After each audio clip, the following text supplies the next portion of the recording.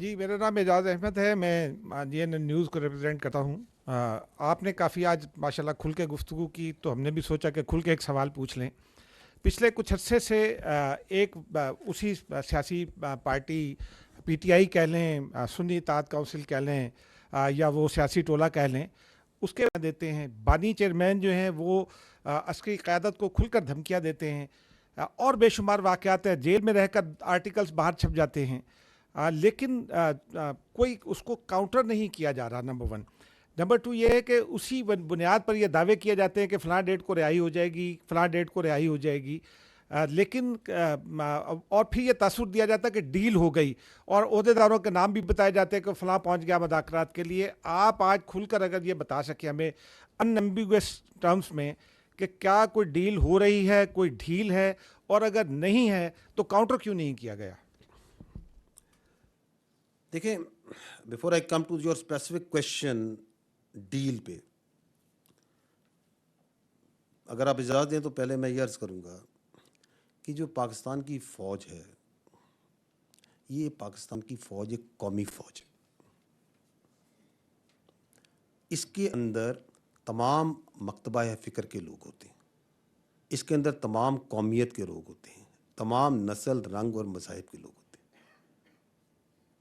इसकी किसी किस्म की कोई दादाती तौर पे सियासी सोच नहीं होती है। ताहम चूँकि we are a parliamentary democratic system, तो जो हुकूमत वक्त होती है वो सियासी होती है और सियासी पार्टीज बनाती हैं। तो हर हुकूमत वक्त के साथ पाक आर्मी का, फ़ौज का एक गैर सियासी मगर आइनी और कानूनी ताल्लुक़ होता है। ठीक, तो this is important to understand. चूँकि हम किसी एक ख़ास सियासी सोच की, जिस तरह हम एक ख़ास कौमियत की प्रचार नहीं करते हैं, हम एक ख़ास मज़हब का प्रचार या ख़ास कौमियत नस्ल को आगे लेके बढ़ते नहीं हैं, इसी तरह हम किसी एक ख़ास सियासी सोच को लेके आगे नहीं बढ़ते। तो इस वजह से हमारे लिए तमाम सियासी सोचें, तमाम सियासी जमातें जो कि अवाम की नुमाइंदे हैं और सियासी लीडर्स काबिल एहतराम होते हैं।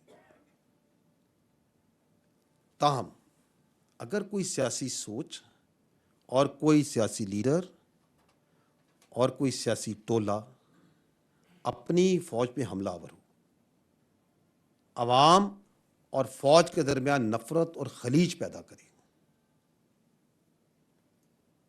इसी फ़ौज के, जो कौम की फ़ौज है, इसी कौम के शहीदों की तज़हीक करे, और जैसे आपने कहा इसी कौम की फ़ौज के बारे में धमकियां दे, प्रोपेगेंडा करे, तो उससे कोई बातचीत नहीं करेगा।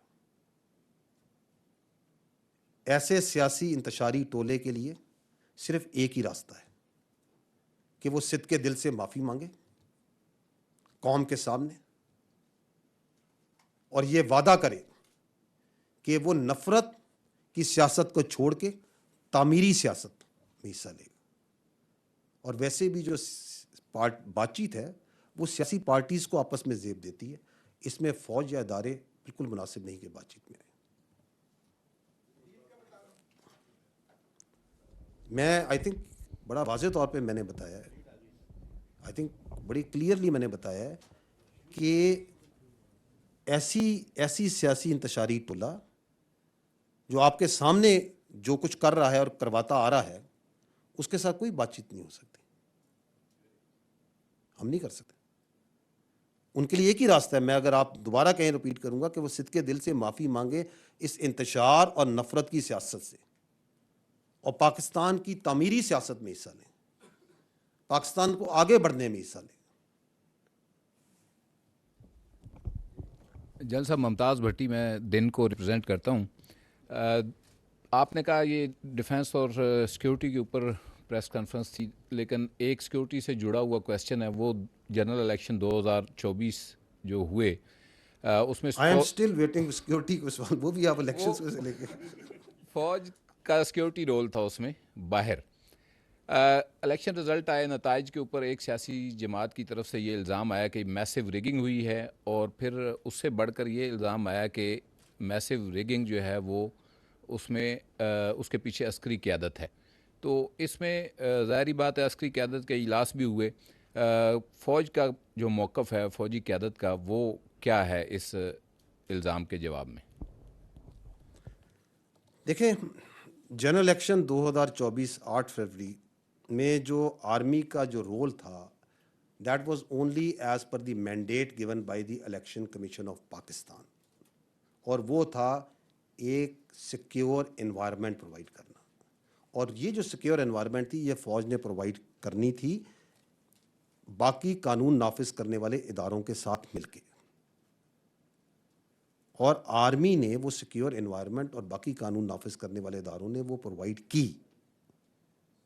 باوجود جو خطرات تھے، باوجود جو چیلنجز تھے، آپ نے ابھی بڑی تفصیل سے دیکھا کہ کس طرح پاکستان میں دہشت گردی کے واقعات جو ہو رہے ہیں اور جو اس کے خلاف جنگ لڑی جا رہی ہے ہر روز، کس طرح 100 سے زیادہ انٹیلیجنس بیسڈ آپریشنز قانون نافذ کرنے والے ادارے فوج کی لیڈ میں انجام دیتے ہیں. تو آرمی نے اس سیکیور انوائرمنٹ کی طرف ہمارا مینڈیٹ تھا، اس سے زیادہ ہمارا اس سیاسی عمل میں کوئی دخل نہیں تھا. افسوس کی بات یہ ہے کہ وہ یہ لارجر جو سوشل میڈیا پروپیگنڈا کی بات ہوئی، اس میں ایک تواتر سے چونکہ ایک زہریلا بیانیہ بنایا جاتا ہے، جھوٹ بولا جاتا ہے، اسی تواتر میں الیکشنز میں فوج کی سیاسی مداخلت کے بغیر ثبوت کے جھوٹے بیانیے کو آگے بڑھایا گیا، اس کو مذموم سیاسی مقاصد کے لیے، اور کچھ میڈیا کے اور سوشل میڈیا کے عناصر نے بھی اس کو چلایا. ہمارا ان سے صرف ایک ہی سوال ہے جو میں نے کہا کہ we don't work in the form of allegations and counter allegation. ہم ان سے ایک ہی سوال کرتے ہیں اور تواتر سے کرتے ہیں کہ اگر اس کا کوئی ثبوت ہے ان الزامات کا تو جو متعلقہ آئینی اور قانونی ادارے ہیں ان کے آگے وہ رکھا جائے. کیونکہ یہ جو اس طرح کی بات چیت ہے، یہ جو آپ پرٹیکولرلی بات چیت کر رہے ہیں، اس کی اپرچونٹی کاسٹ یہ پوری قوم دے رہی ہے، ہم سب دے رہے ہیں.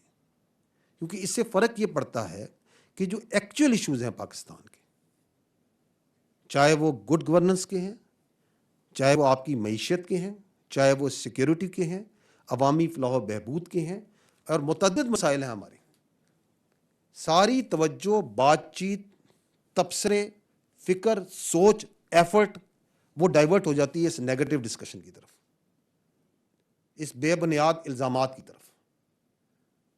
تو میں یہی عرض کروں گا کہ پاکستان کی جمہوریت کو کسی چیز سے خطرہ نہیں ہے.